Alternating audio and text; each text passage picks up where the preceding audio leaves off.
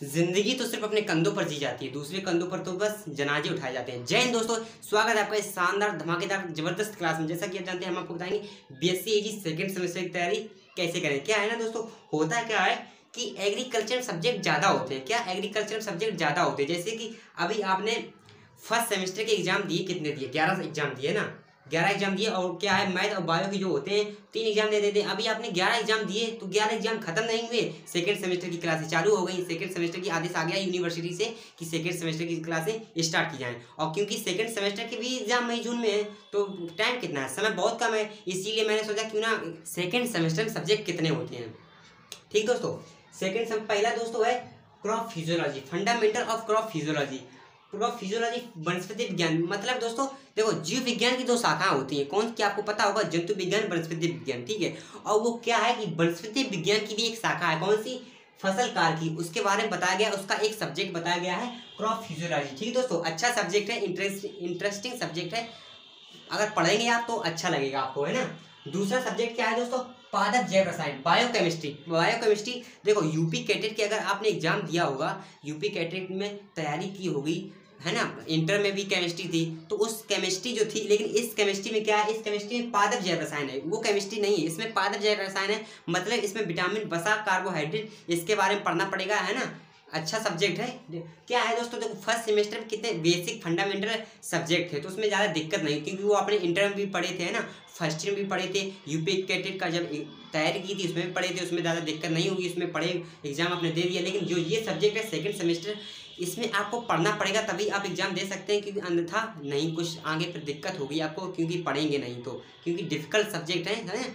उसके बाद नेक्स्ट दोस्तों है कीट विज्ञान। कीट विज्ञान दोस्तों क्या है कि जैसे कि आपने फर्स्ट ईयर इंटर में पढ़े थे, धान और मक्का, ज्वार बाजरा, है ना, इनके जो राइजा, सटाइवा, टिटकम, स्टीवन, ये वगैरह आपने पढ़े थे। इनके जो कीट लगते हैं अलग अलग, जो कीट, जैसे कि धान में कीट अलग लगा, है ना, उसके बाद में गेहूं में कीट अलग लगा, बाजरे में कीट अलग लगा, इनके जो आपने अलग अलग कीट पढ़ते थे। और वो क्या है कि सेकंड सेमेस्टर में अब इनका एक सब्जेक्ट बना दिया गया। क्या बना दिया गया है? सब्जेक्ट बना दिया गया है। वो आपको इसमें कीट विज्ञान सब्जेक्ट पढ़ना पड़ेगा, है ना। कीट विज्ञान सब्जेक्ट अच्छा सब्जेक्ट है। ये सेकंड सेमेस्टर में इतने अच्छे सब्जेक्ट हैं, इंटरेस्टिंग सब्जेक्ट हैं। देखो क्या होता है कि जो चीज़ अगर आप शुरू से पढ़ते हैं उसमें डाउट नहीं रहता है, जो शुरू से चीज़ पढ़ते हैं उसमें कठिन नहीं होता, उसमें सारी, मतलब कि देखो क्या है ना, हम लोग क्या होते हैं, जो इसमें सन ज़्यादा होते हैं, तो हम लोग क्या करते हैं कि सन को याद करने में ज़्यादा समय बर्बाद है। देखो हम लोगों को बेसिक चीज़ें, मतलब कि उसकी कहानी पूरी समझनी चाहिए, मतलब कि कहानी अगर आप समझ लेंगे ना, कहानी अगर उसकी समझ लेंगे तो आपको पूरा सब एक कहानी तरीके से सब आपको याद, सन भी याद हो जाएगा,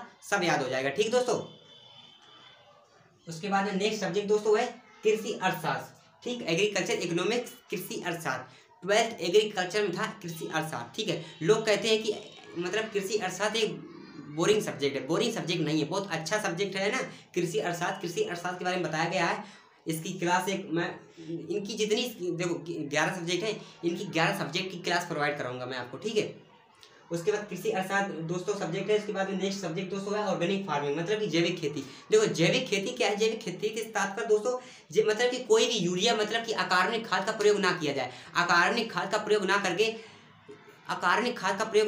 कार्बनिक खाद का प्रयोग करके खेती की जाए, यूरिया का प्रयोग ना किया जाए। क्योंकि आजकल क्या है कि अकार्बनिक खाद का प्रयोग इतना हो चुका है कि आप देख रहे होंगे कि कितनी बीमारियां फैल रही हैं ना, शरीर बेकार होता जा रहा है, बहुत बीमारियां फैल रही हैं। इसीलिए किस लिए? क्योंकि कीटनाशक दवा, सब्जियों में ज़्यादा कीटनाशक दवा छिड़की जाती है। इतनी खाद्यान्न फसलों में नहीं, इतनी सब्जी वाली फसलों में छिड़की जाती है। और वो हम लोग सब्जी वाली फसलें ही खाते हैं, हरी सब्जी है ना, उसमें कीटनाशक दवा ज़्यादा छिड़की जाती है, तो उसमें ज़्यादा बीमारी ज़्यादा होती है। इसलिए ऑर्गेनिक खेती, जैविक खेती को बढ़ावा दिया जा रहा है कि जैविक खेती की जाए। और आपसे, क्योंकि कभी कभी एग्जाम आ जाता है, एग्जाम में एक प्रश्न आ जाता है कि पूर्णतः ऑर्गेनिक खेती, एक जैविक खेती वाला स्टेट कौन सा है, मतलब कि जैविक खेती वाला, भारत में जैविक खेती वाला पूर्णतः राज्य कौन सा है? तो सिक्किम एक ऐसा राज्य है जहाँ पे जैविक खेती की जाती है। कोई भी यूरिया वगैरह, कोई डीएपी यूरिया, बाहरी चीजें, कोई भी अकार्बनिक खादें नहीं डाली जाती हैं सिक्किम में। सिक्किम एक ऑर्गेनिक खेती वाला स्टेट है। ठीक है, जैविक खेती वहाँ की जाती है।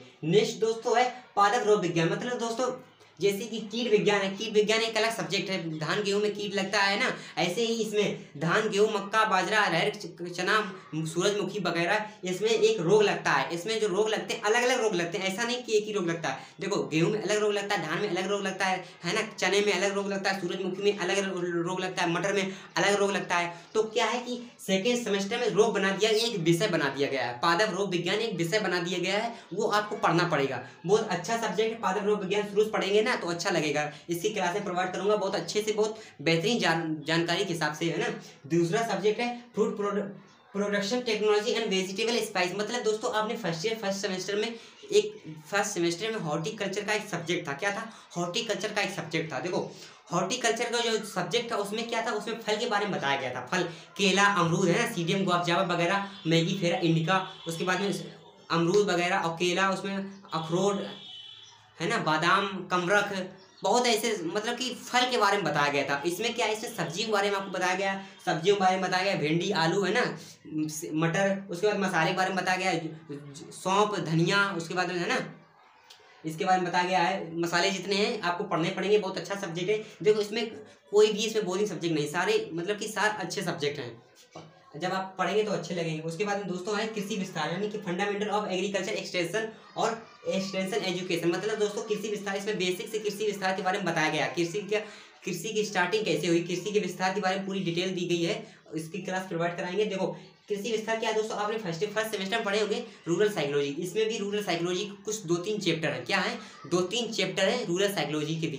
ठीक दोस्तों, उसके बाद में एक अच्छा देखो सब्जेक्ट आ गया food processing and safety in issue खाद्य प्रोसेसिंग। मतलब कि दोस्तों किस तरीके से फलों को सुरक्षित किया जाए, किस तरीके से सुरक्षित किया जाए, है ना। जैसे कि टमाटर देखे होंगे, टमाटर कितनी गर्मी आ रही है, ठीक है, सड़ जाएंगे, है ना।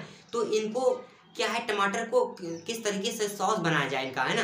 क्योंकि अगर आप ऐसे टमाटर बेचेंगे तो ज़्यादा आपको प्रॉफिट नहीं होगा। अगर आप इनका सॉस बना लेते हैं तो ज़्यादा प्रॉफिट होता है आपको, है ना। इसीलिए जेली, जैम, है ना, मुरब्बा, जैसे कि आलू है, आलू अगर आप ऐसे बेचेंगे तो ज़्यादा प्रॉफिट नहीं होगा। अगर आलू के आप चिप्स बना लेते हैं तो आपको ज़्यादा प्रॉफिट होगा। एग्रीकल्चर में क्या है, एग्रीकल्चर में बिजनेस ज़्यादा है, बिजनेस की तरीके के कुछ रिलेटेड जानकारी ज़्यादा है। तो अच्छा सब्जेक्ट है फ्रूट प्रोसेसिंग, आपको जानकारी मिलेगी, है ना।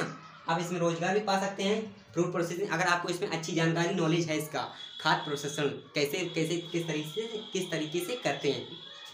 उसके बाद दोस्तों है ह्यूमन वैल्यू एथिक्स, यानी मानवीय मूल्य नैतिकता। अच्छा सब्जेक्ट ये भी है दोस्तों, है ना। उसके बाद नेक्स्ट सब्जेक्ट दोस्तों है soil water and conservation engineering. जैसे कि आपने मिट्टी एवं जल संरक्षण, जैसे कि दोस्तों इंजीनियरिंग मतलब अभियंत्रण, जैसे कि ट्रैक्टर, इनके वगैरह ट्रैक्टर और हल, इनमें जितने भी कृषि के यंत्र हैं, कृषि के यंत्रों के बारे में इसमें बताया गया है। सॉइल के मिक्सचर के बारे में बताया गया है दोस्तों। ठीक दोस्तों, अगर आपको ये वीडियो अच्छी लगी तो लाइक शेयर सब्सक्राइब करना ना भूलें दोस्तों, और क्योंकि शेयर से ज़्यादा शेयर करें, है ना दोस्तों, और दोस्तों को भी पता चल जाए। ठीक दोस्तों, और इसकी दोस्तों कल से वीडियो शुरुआत से बनाएंगे। क्रॉप फिजियोलॉजी पे स्टार्ट करते हैं ना, फसल कार्की वनस्पति विज्ञान की एक शाखा है, वहाँ से स्टार्ट करते हैं फसल कार्की पे कल वीडियो बनाएंगे। ठीक दोस्तों। और हाँ दोस्तों, ज़्यादा एक बात कहना चाहता हूँ, ना संघर्ष ना तकलीफ तो क्या खाक मजा है जीने में। बड़े बड़े तूफान थम जाते हैं जो आग लगी हो सीने में। ये जो आग है ना, ये आग आपके अंदर होनी चाहिए, ठीक है। कुछ करने की आग, जो आपकी ये रिश्तेदार हैं ये भी कुछ नहीं कर पाएंगे, क्योंकि आग आपके अंदर होनी चाहिए, तभी आप ये सारे सब्जेक्ट पढ़ सकते हैं। क्योंकि एग्रीकल्चर का एक बंदा ऐसा होता है कि अगर मैंने देखा है कि एग्रीकल्चर में अगर पेपर खराब भी जाए ना तो भी वो खुश रहता है, मजे से रहता है। और कोई बोर्ड से हो तो वो खुश नहीं, वो तो पूछेंगे कैसा पेपर गया, बेकार गया। लेकिन एग्रीकल्चर वाले से पूछेंगे कैसा पेपर गया, अरे बहुत अच्छा गया, मजा आएगा। ठीक है दोस्तों, मिलते हैं नेक्स्ट टाइम, तब तक के लिए जय हिंद।